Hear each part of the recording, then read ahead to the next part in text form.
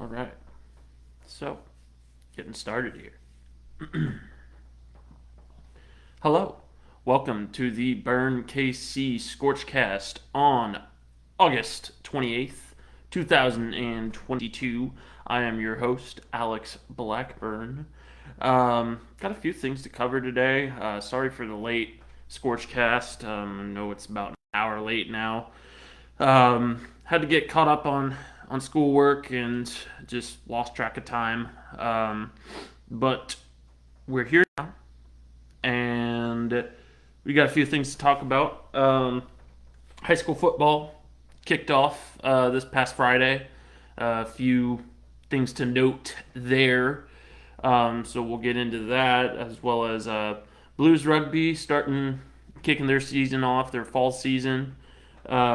The Kansas City Current went to their game this past week. Can't believe it's been that long. It doesn't feel like it.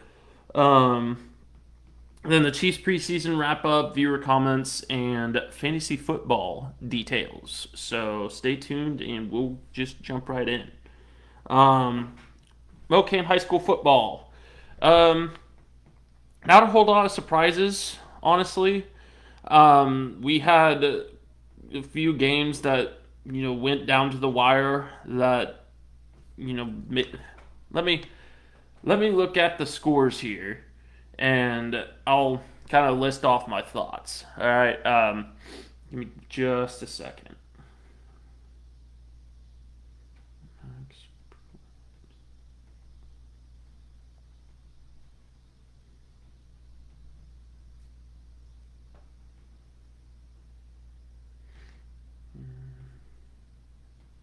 Give me just a second. We're gonna go into the Missouri ones first. Let me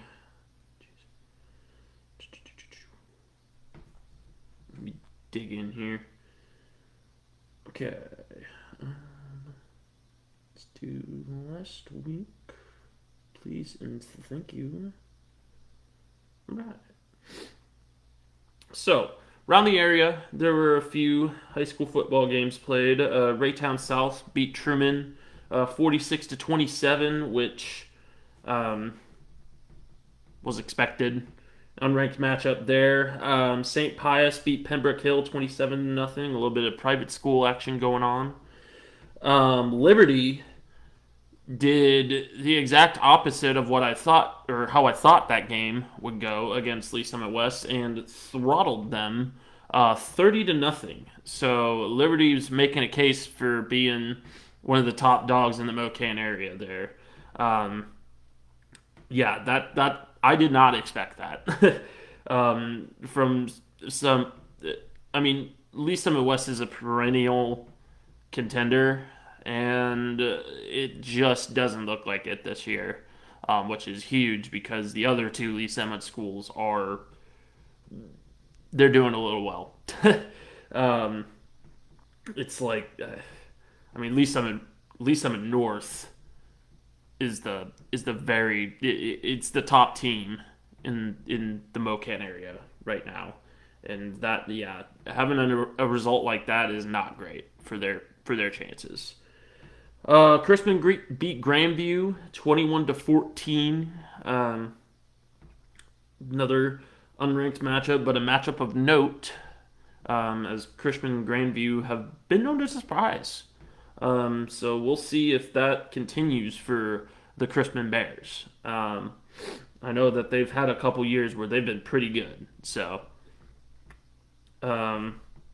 North Kansas City beat Hickman 20 to nothing. That stout defense making themselves known. Hickman is not an incredible program, but NKC is definitely throwing around their weight, and making a case to be ranked, perhaps, in these next rankings. So let me continue to look here. Oak Park. This one's a surprise. Oak Park beat Winnetonka 41 to nothing. I guess Winnetonka just doesn't have the program to worth their. Winnetonka has always had a program that has had some pretty big ups and pretty bad downs, and it's looking like a down year for Winnetonka. It's looking like a down year for the Griffins. 41 to nothing was not something that I expected, though. From Oak Park, from the Northmen, that might be a story to watch out for. Those Oak Park Northmen. I know that they have a tough schedule ahead. They're gonna face a lot of ranked competition, but with that kind of result, maybe they might surprise some people. So, continuing to look here, moving down the list on Max Preps, Park Hill and Battle. The score never got back. I'll have to look at that a little farther. It may have been delayed. Um, Fort Osage beat Grain Valley 14 to 33, so they're starting off on the right foot.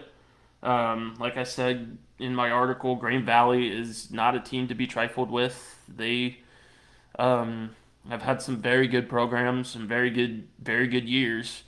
Um, Obviously, Fort Osage is just that again another area powerhouse, and it has been an area powerhouse for years now. So, kind of an expected result there. Um, Smithville beat Raytown 35 to 12. Definitely a tone setter for last year's 4A state champions. They're looking to repeat, and that's a good way to get there by winning those games that number one you should win, and then proving that you haven't lost any luster. Let's get to the number one number two matchup though, and Liberty North and Lee Summit North. Liberty North ended up beating Lee Summit North, 17 to 7, in what was surprisingly not an offensive explosion. I mean, I think everyone in the in the Mocan high school football realm expected this one to have a lot of offensive fireworks, but 17 to 7 is a very low score for those two teams, especially for Lee Summit North. That Liberty North defense has to be just absolutely stacked.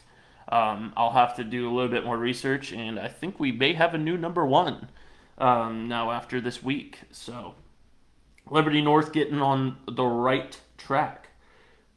Another surprise here, though. And this one might shake up the rankings quite a bit. Blue Springs South beat Lee Summit 52 to 27. And that might knock Lee Summit out of the rankings and put Blue Springs South in. We'll have to look and see how the pollsters rank them. Of course, me being one of the pollsters, I will have a lot of research I will have to do in terms of making that week 2 poll. But that's a big shock. um, Lee Summit, Lee Summit's got to get some defense by the looks of it. We're definitely an program built on offense. So that's big. Moving on though.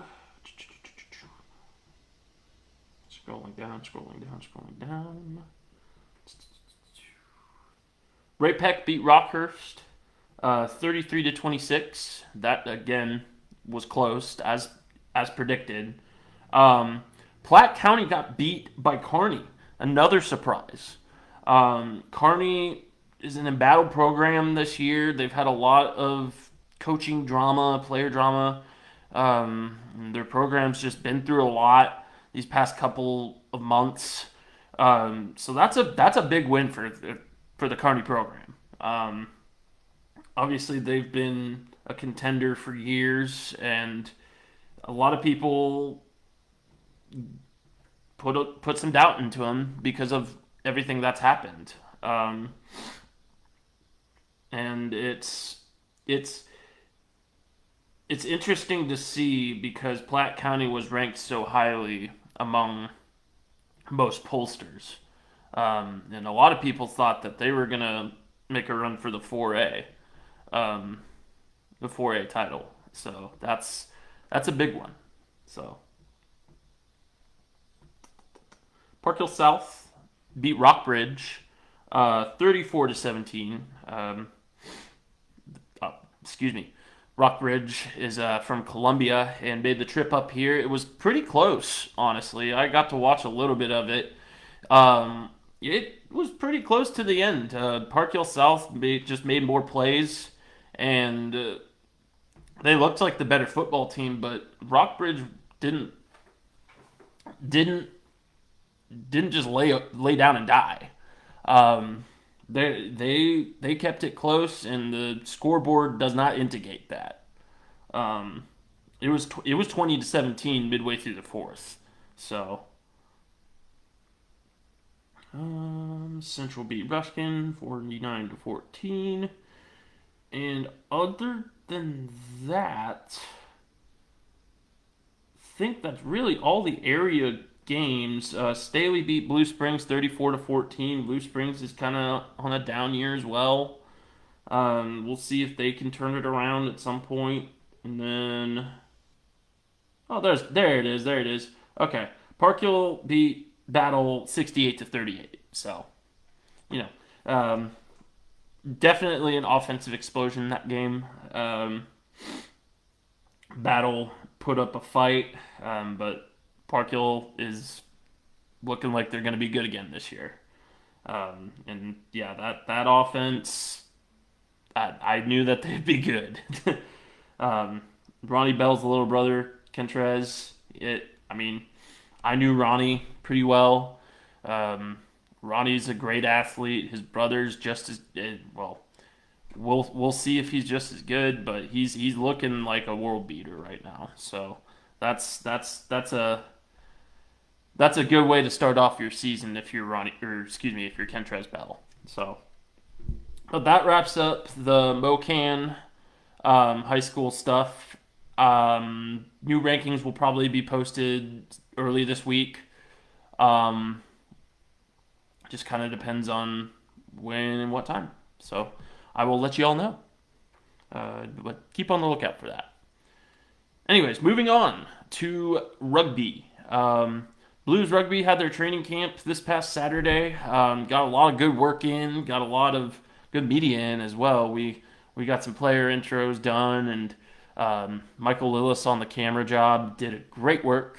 Props to you, Lillis. Proud of you. And the boys look to Minneapolis coming to town on September 3rd.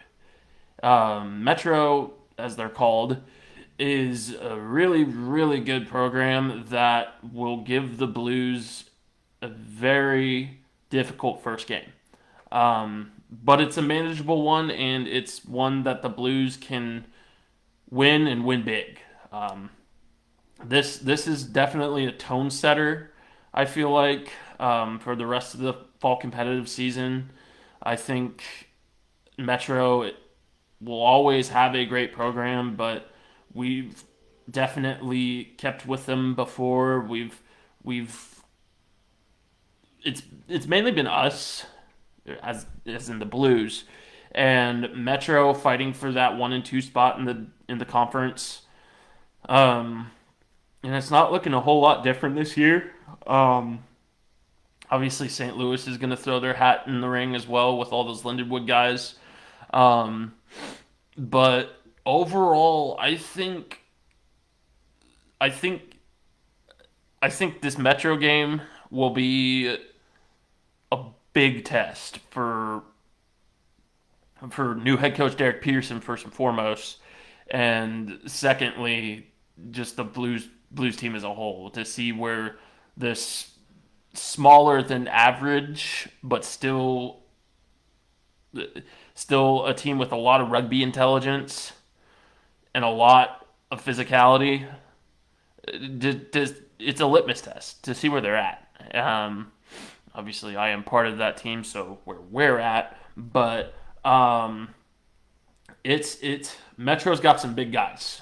They've always had a big forward pack, good fluid back line that can make plays, but um, just because you have a big forward pack does not mean that you have a successful forward pack. And the Blues, with the training camp stuff that they went through or that we went through, and the practice that has been done to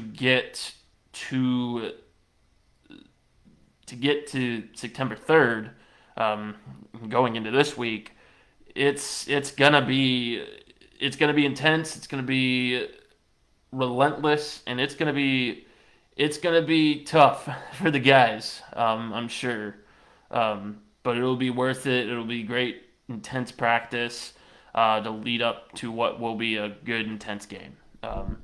If you got the time, come on out. I will be posting or reposting rather game details as the week goes on. So be on the lookout for that. Come out and watch us at a Swap Soccer Village. Unfortunately, I will not be at the first game. I have a wedding that I have to go to. My stepsister's getting married.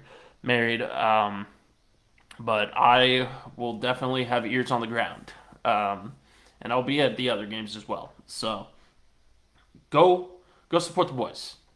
I mean, I say that all the time, but go support them. They definitely need it, and if we are to build a rugby complex, which is what the Blues plan is, that I might actually talk about in an article this week or something. I'm not sure yet. But the Blues are planning on trying to build a rugby complex somewhere in the metro, and part of that is fan support. And if we can get 500 to 1,000 people out at Swope Soccer Village to support the guys, then that could be huge. So go out and support Kansas City's premier rugby team. So leave it at that there. Moving on to the KC Current. I went to the KC Current game couple days back and with the rugby guys, and it was a lot of fun. I think I'm pretty sure I said it in last ScorchCast, but the women are great. they're a solid team, and it makes me excited for the future of soccer in Kansas City. Specifically women's soccer, but soccer in general as well, leading up to 2026. 11 straight wins in a row. It might be 12 now that I think of it. Let me look here real quick, and I will let you know.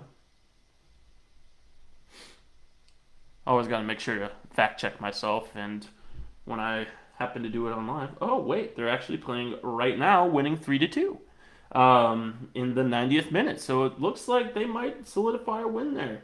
I believe that might be the 12th win in a row, or the 12th.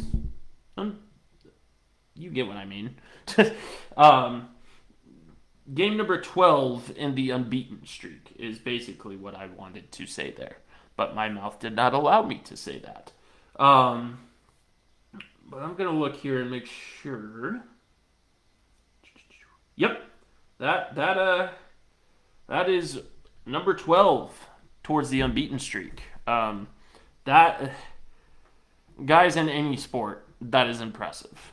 In soccer, though, it's extremely impressive because of how, I don't want to say unpredictable, but just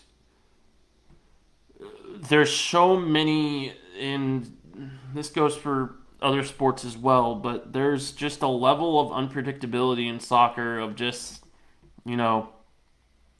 a game leading on, and then all of a sudden something happens. I hope I'm making sense here. Um, but just it's 0-0 for a while. It's a good defensive battle. Then all of a sudden something breaks loose.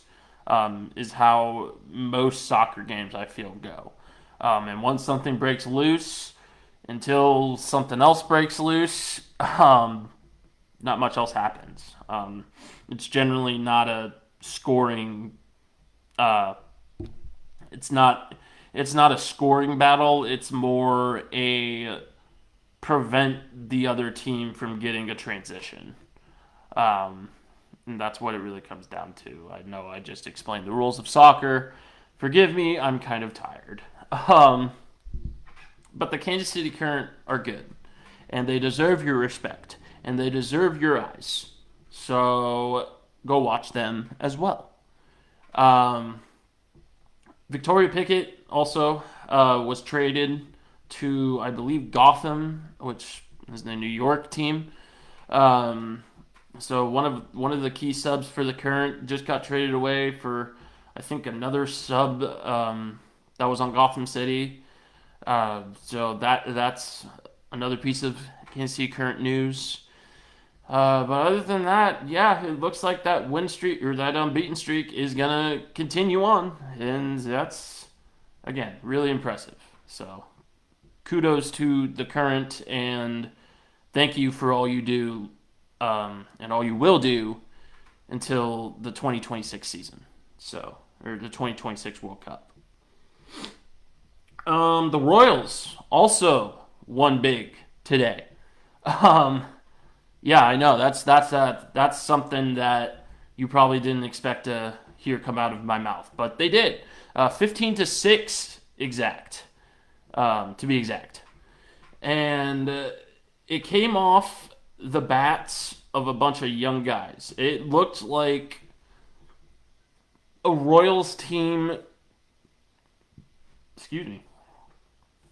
That I had never seen before. A type of Royals team that I'd never seen before in the respect of in 20 excuse me, I keep yawning.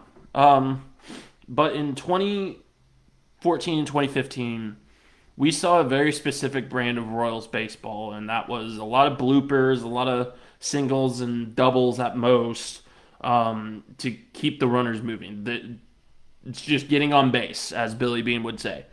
Um, but with the advent of these new guys, I think you're seeing a lot more explosiveness on offense.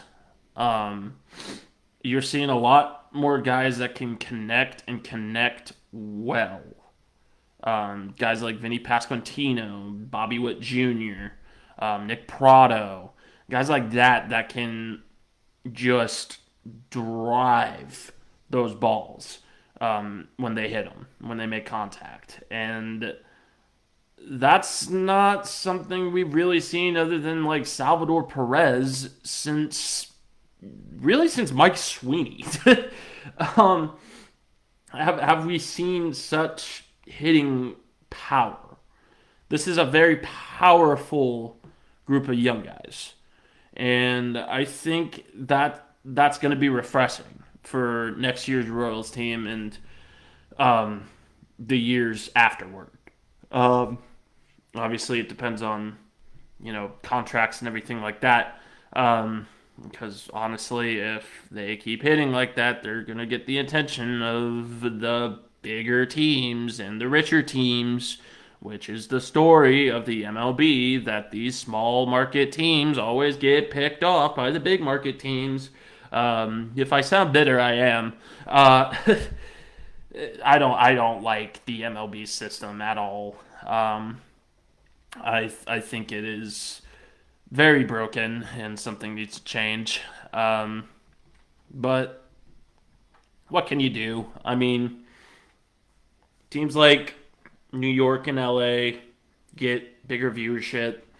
Um, I mean, one of the rugby guys that is from South Africa said that he had never even heard of the Royals before he got to Kansas City.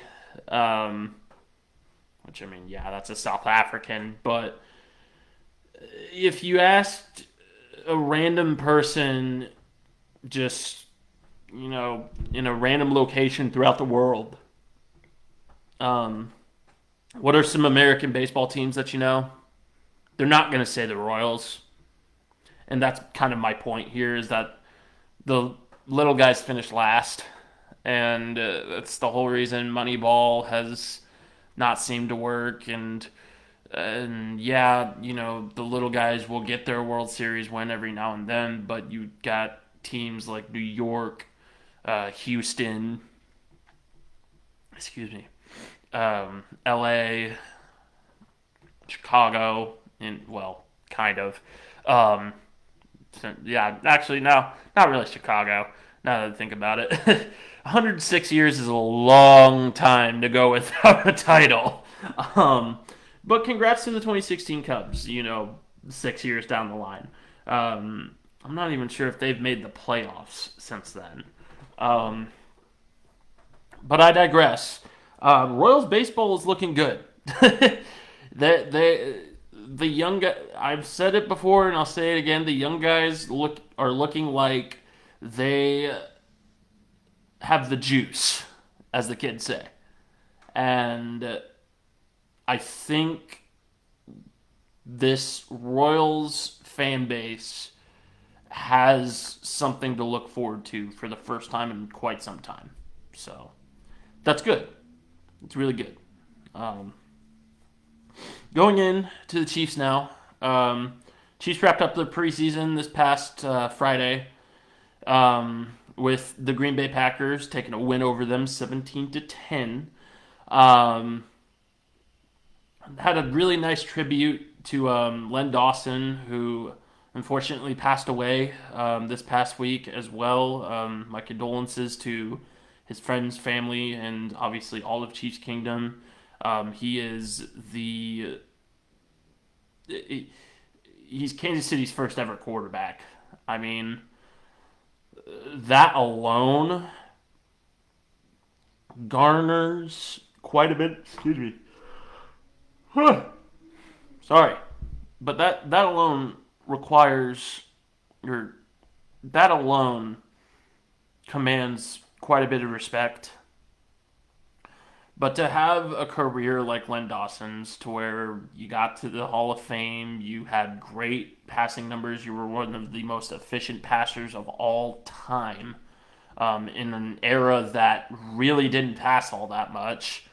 Um, I mean, he was an incredible player, and just a staple in Kansas City sports history. I think I don't.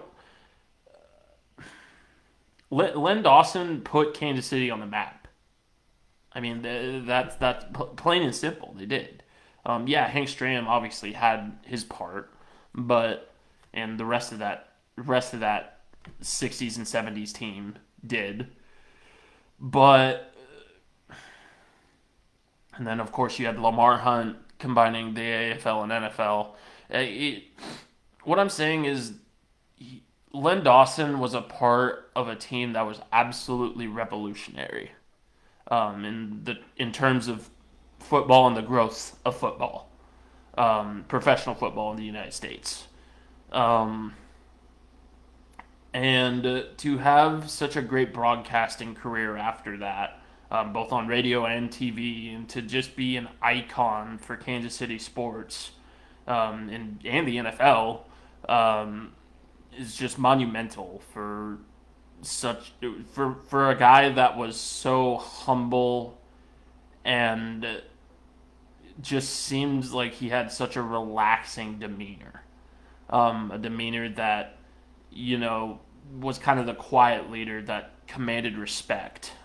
Maybe that wasn't necessarily back in the '60s. He had a little bit of maturing to do when it came to how he played in the '60s, and his leadership style and everything.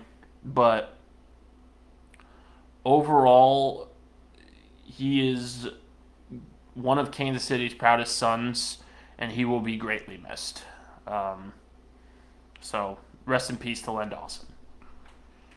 Anyways, going back into the preseason, we saw quite a bit from quite a few guys. Obviously, you had the advent of Justin Watson and what he can do. He may have made a name for himself as even going so far as to name him wide receiver three, um, especially with MVS um, dealing with some injury. Um, Obviously, like MBS is not going to be wide receiver three. I think that title belongs to Mecole Hardman, but Mecole Hardman, well, shoot, honestly, yeah, like what other choice is there? It's Mecole Hardman more than likely, but he'll get moved to the number two spot, um, obviously, and then Justin Watson will move into that number three, and I honestly think he can play higher. He showed great route running ability, great athleticism. He looks like he knows the game well and knows Andy Reid's system well. I think we give him more than just some shots on special teams, and then the play every now and then. I think he could become an integral part of our offense. Um, in terms of other great performances, obviously George Karlaftis, he surprised me, um, because I really didn't think he would get that far without having the footwork. But he not only had the physicality and just brutal ability to push guys back, but also he had the moves. He looked like a guy that had been playing out there for years. And I think that's the story of a lot of these defensive rookies is they have injected an energy into a Chiefs defense that has not seen that type of energy in quite some time. I mean, even guys like Leo Chenal were just making hit after hit. I mean, just angry dudes that just bring a ton of energy to this team, and that was much needed last year, and it was much needed this year. And I'm looking forward to seeing what this defense looks like now that they have that physicality, that playmaking ability as well. I mean, even Brian Cook and Dion Bush as well. I mean, Dion Bush is a hitman. I expect him to not only get special teams reps, but maybe even get in there with the starting roster as a rotational guy. I mean, Dion Bush can hit. As far as coverage skills go, I didn't really keep an eye on that to be honest with you. But he hits like a free safety. um, other preseason wrap up notes. I think Josh Gordon is not going to make the team. Final cut days on Tuesday. There are a few guys that I believe make or break this roster, and with the advent of Justin Watson, it's not looking good for Josh Gordon because and Sky Moore too. Sky Moore's really good. It just doesn't look like Josh Gordon. That there's going to be a place for Josh Gordon. I mean, practice squad maybe, but I don't think Josh Gordon's going to be entirely okay with that. And then in general terms, we saw a lot of guys that will more than likely not make the roster and make big plays. It's super unfortunate what happened to Bushman, the guy that scored 2 touchdowns. He fractured his clavicle, which is a pretty significant injury. So he'll miss some time and maybe on injured reserve for quite some time as well. But he went off against the Packers. He was a great addition and helped us win that game. I mean, he scored 2 of our touchdowns. I don't think it was 17-10 either. I think it was a score higher than that. But I'll have to go look.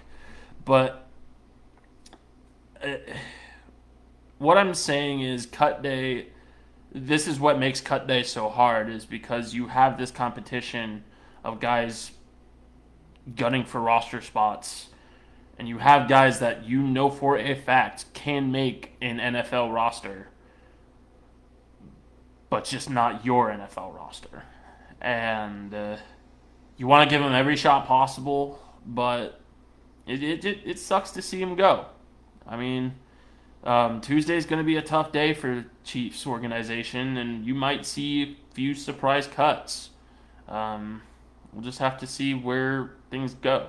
So, um, let's wrap it up here with some viewer comments and polls and everything. But before I get into that, fantasy football is starting back up, and the Burn KC is going to have its own league. Just the official Burn KC Football League. It's going to be $5 entry. Winner will take home the big share, the pot, if you will, of everything that's collected. I might include a little Patreon deal as well, to get a free get a Patreon membership, as well as get onto the Fantasy Football League. Further details will come out this week, though. It will be on ESPN. That's how you guys voted, so I will put it on ESPN. And just be on the lookout for that. I'm looking forward to seeing who all will join and what kind of competition we'll be having. The first annual Burn KC Fantasy Football League. It's gonna be fun. Come join. But getting into viewer comments and polls, let me pull everything up. Give me just a moment. Oh wow, I'm live? I didn't know that. Wow. Shut up. I don't need to hear myself talk.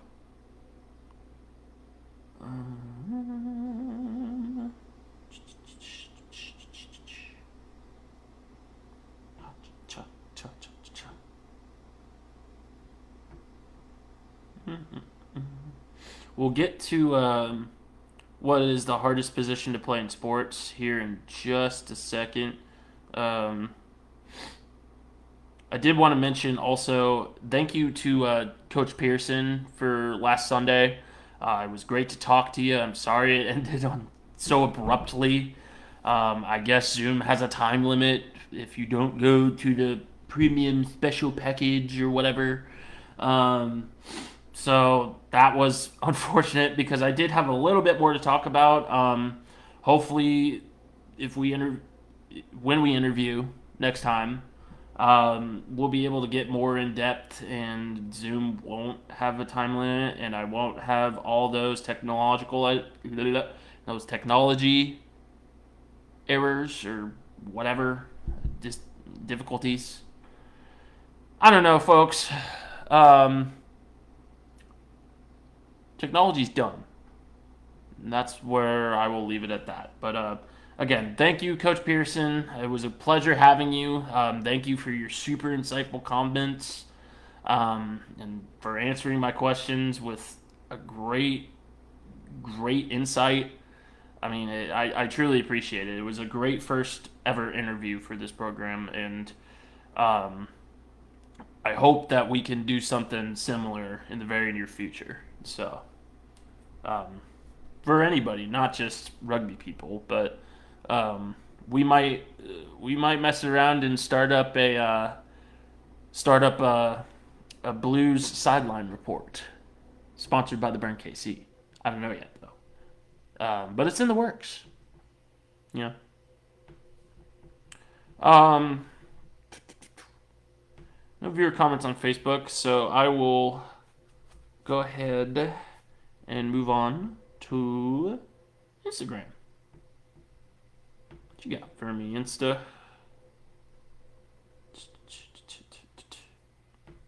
Go to the archive.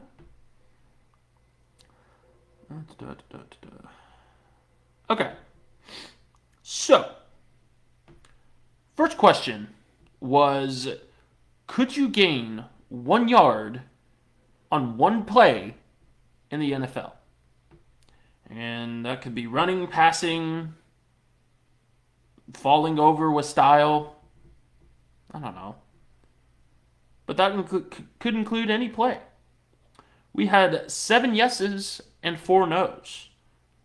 Got a confident group here. Yards 3 feet, yes. But it kind of just depends on the size of you, doesn't it? For 1 yard at least. I mean, once you're getting to like 4 or 5 yards, it depends on your athleticism. But in terms of 1 singular yard, so this could be like a simple curls route, even. As long as you can catch a ball from Patrick Mahomes, which is a difficult task, I might add. So we had 7 people vote yes and 4 people vote no. There's a few surprising no's on here, though. Aaron, I really feel like you can gain a yard. Same with you, John. Brett, my apologies, Brett. You're a great guy. Don't get me wrong. Don't let the fact that you can't gain a yard in the NFL get you down. So, but the next question was, in your opinion, what is the hardest position to play in sports? So we got lock and rugby. Boy howdy, they're not wrong.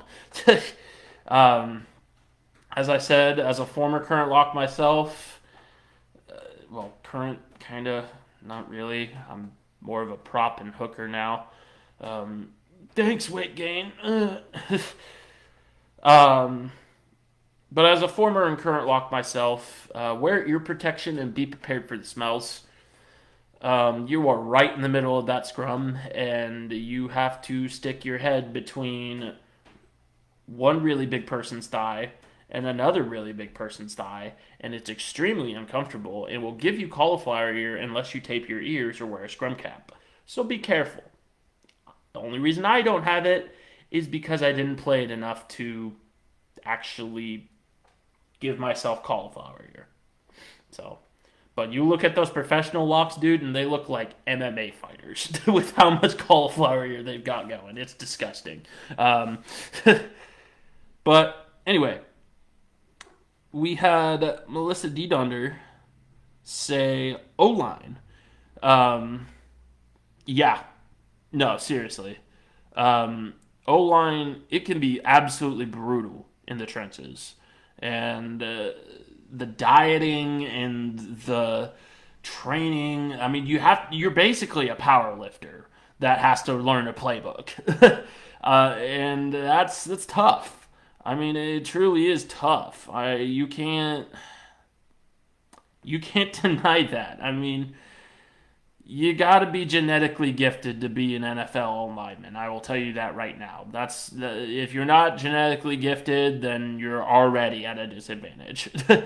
You got to be one big mean dude to play that. And I know Joe Thomas and Creed Humphrey and all those happy-go-lucky big old lineman dudes are jolly guys, but I mean, in the trenches, man, look at Trey Smith.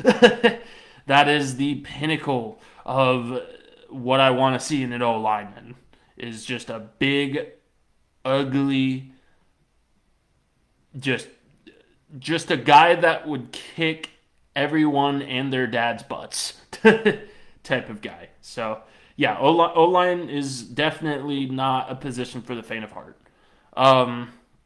Going on to Coach Pearson's comment, referee.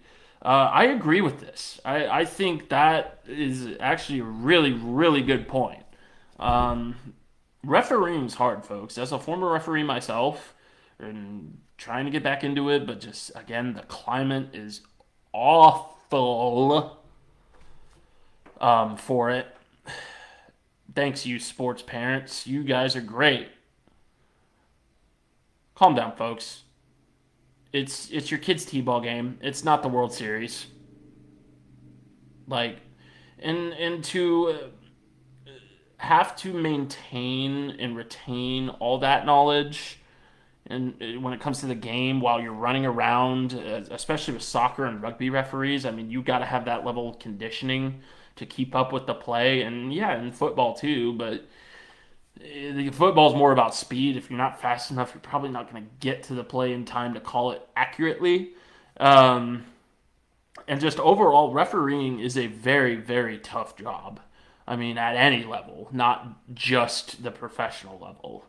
But being a professional referee, there's a reason they're mostly lawyers. It's because they know how to argue and they know how to make a proper call. So, yeah, it refereeing is not for the faint of heart. Let me go to the website real quick, and then we will wrap up the show.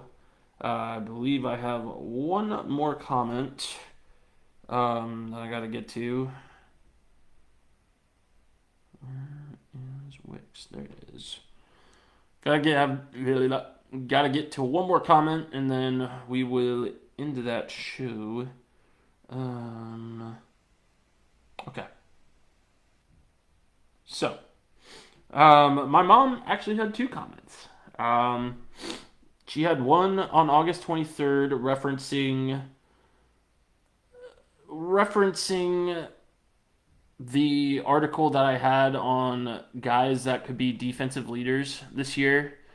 And I said that L'Jarius Sneed could probably make a name for himself if he just minimizes his mistakes and just matures a little bit. And my mom agreed with me and said, and added to the point, if Snead can avoid penalties as well.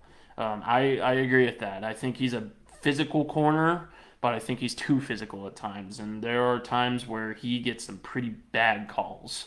So, yeah, if he can minimize the pass interference, if he can minimize the holding, I think he becomes a top 10 corner, at least in the AFC, but also in the NFL.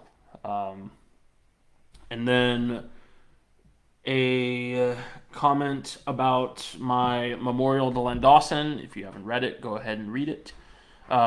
She said it was a great memorial. And again, as a guy who grew up with Len Dawson on the radio and had grandparents that grew up watching him play, it's a tough loss. It truly is, for the Kansas City community. I mean, in the NFL community. I mean, obviously he was getting up there in age, and guys from his time like Bart Starr and Bobby Bell. I think Bobby Bell died this year, didn't he? Yeah. Just guys from his time are starting to pass away because, yeah, they're getting into the upper 80s. But it doesn't make it any less grief, or I don't know. Yeah. That doesn't mean that there's any less grief surrounding the situation.